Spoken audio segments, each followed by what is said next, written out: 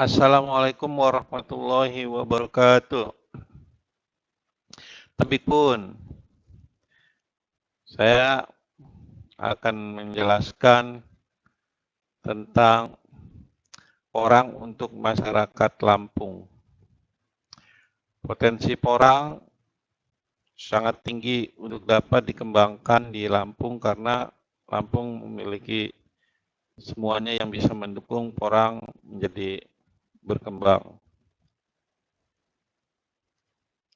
Nah, kita lihat sepintas bagaimana batang porang itu yang sudah siap panen. Coba kita lihat dulu. Nah, batang porang yang sudah siap kita panen, ini sangat menarik, diberi ajir warna hijau. Bisa selera, sesuai dengan selera. Supaya tidak kehilangan jejak. Nah, itu sebagai pemancing ataupun untuk motivasi semangat kita dalam mengembangkan tanaman porang. Itu siap untuk dipanen ya. Baiklah, kita sekarang masuk pada materi. Sepintas kita lihat bahwa porang bisa tumbuh di bawah tegakan, baik itu tegakan jati, tegakan mahoni, sono keling, dan sangat cocok. Kita lihat seperti slide. Oke, nah sejarah porang itu dimulai dari Mbah Sunario. Mbah Sunario berumur 76 tahun, tahun 2020,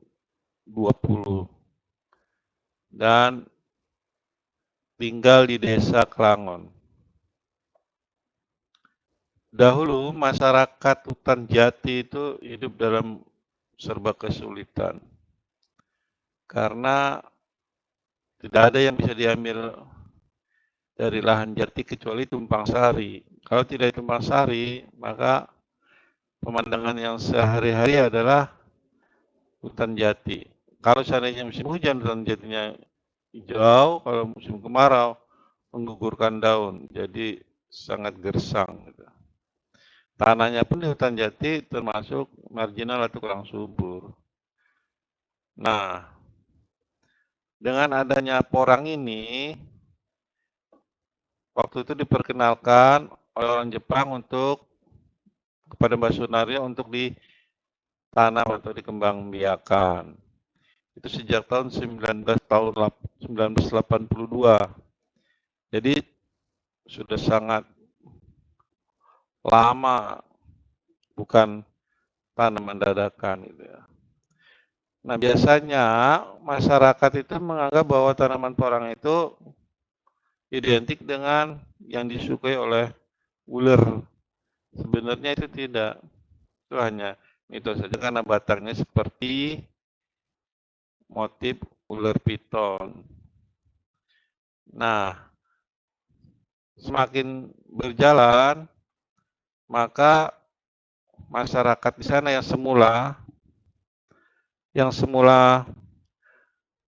meremehkan kegiatan penanaman porang oleh Mbak Sunario, lama-lama mereka ikut juga tertarik. Nah, begitu ada yang tertarik, salah satunya yang sudah viral yaitu Pak Paedi. Nah, namanya sekarang menjadi Pak Paedi Porang. Dan itu salah seorang murid Pak Sunario yang berhasil.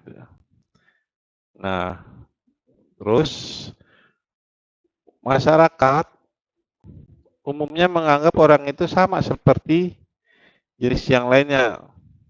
Padahal porang berbeda. Nah, perbedaannya di mana? Perbedaannya biasanya mudah dilihat, misalnya lewat batangnya, motif batangnya berbeda. kemudian teksturnya juga berbeda, umbinya juga berbeda. Namun semuanya itu akan terlihat jelas apabila porang itu karena porang itu memiliki biji seperti biji salak gitu atau seperti katak yang berada di sela-sela daunnya. Itulah disebut biji katak oleh orang Jawa Timur. Nah, itu kalau yang lainnya tidak memiliki biji katak. Yang porang pasti memiliki biji katak. Jadi jangan sampai salah pilih gitu.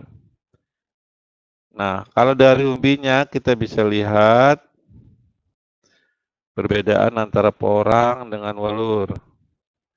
Nah, itu seperti itu, slide terlihat. Jangan salah pilih, ya. Terus, kalau kita lihat, porang itu ternyata memiliki banyak uh, subspesies, banyak memiliki perbedaan spesies gitu. Spesies, nah dimulai dari bunga raksasa, bunga bangkai, terus sampai acung, sampai walur, iles-iles. Nah itu semua keluarga dari porang atau Araceae. Nah, kita bisa lihat bahwa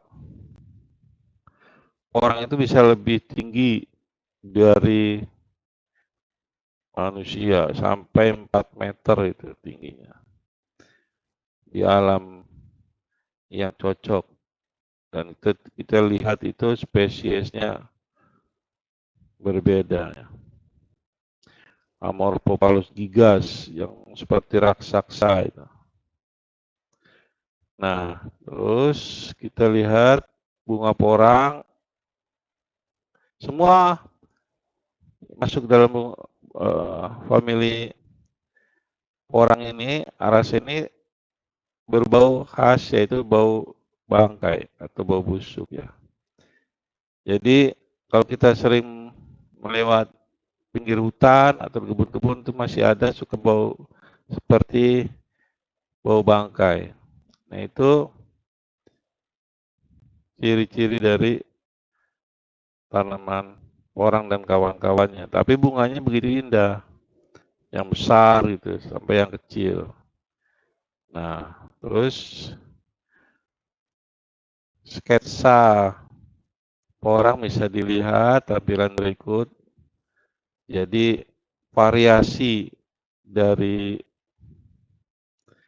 spesies Amorphophallus ini nih banyak. Gitu. Terus kalau porang ini memang sebagai sumber pangan sehat untuk dunia. Jadi bisa diolah untuk berbagai macam keperluan. Misalnya untuk beras, untuk tahu, untuk mie, untuk tepung yang bisa dipakai untuk bahan berbagai macam kuliner. Nah, itu namanya berbagai macam porang ya yang bisa dimanfaatkan oleh semua. Terus porang juga bisa untuk industri ya. Nah, untuk industri bisa untuk industri obat, bisa untuk kosmetik, bisa untuk cat, bisa untuk bahan baku sebagian bahan baku dari uang kertas supaya tidak mudah lapuk. Nah, itu juga untuk lem atau perekat. Nah, itu sangat baik. Nah, itu semua. Nah, yang mengandung jelly juga itu bahan bakunya dari porang, yaitu glukomannan. Nah, terus kita untuk pengolahan glukomanan dari porang itu masih belum bisa, karena kita masih impor 100%. Glukomanan kita impor. Sudah 40 tahun Indonesia belum bisa nih. Mudah-mudahan ke depan bisa, jadi tidak perlu lagi impor. Nah, ini makanan onjaku dari porang, contohnya. Terus porang juga bisa untuk kesehatan.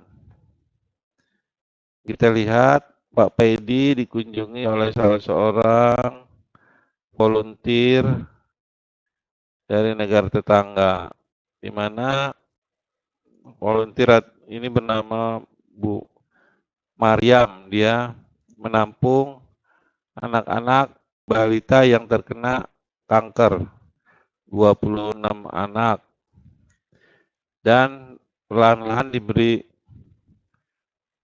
pangan dari porang. Alhamdulillah semuanya bisa sembuh. Nah, juga bisa untuk mengurangi resiko daripada pasien yang pernah atau sedang kemoterapi, dan juga untuk meringankan dan mempercepat penyembuhan operasi. Nah, dan apabila kita mengkonsumsi porang, maka terhindar dari penyakit diabetes dan juga tentunya kanker. Nah, porang ini juga bisa mendukung konservasi. Nah, konservasi bagaimana? Yaitu untuk mencegah atau mengurangi laju erosi permukaan. Coba kita lihat film pada saat kemarau. Nah, pada saat kemarau, kondisi lahannya di bawah tegakan sono keling seperti ini. Nah, itu kondisinya bersih ya. Semua tampak kering. Dan apabila ini terjadi pada saat musim hujan, ini berbahaya, bisa terjadi erosi. Nah, tetapi dengan adanya porang pada saat musim hujan, maka semua benih, baik itu katak maupun umbi, itu akan tumbuh. Nah, menutupi seluruh permukaan yang ada di bawah tegakan. Dan ini tampak bisa terlihat hijau nanti. Coba kita lihat pada saat musim hujan. Nah, film pada saat musim hujan, coba kita lihat. Ini masih film musim kemarau ini. Kita lihat pada saat musim hujan, coba bagaimana kondisi permukaannya. Itu terlihat sangat berbeda. Pada saat musim hujan tampak hijau. Ini masih musim kemarau.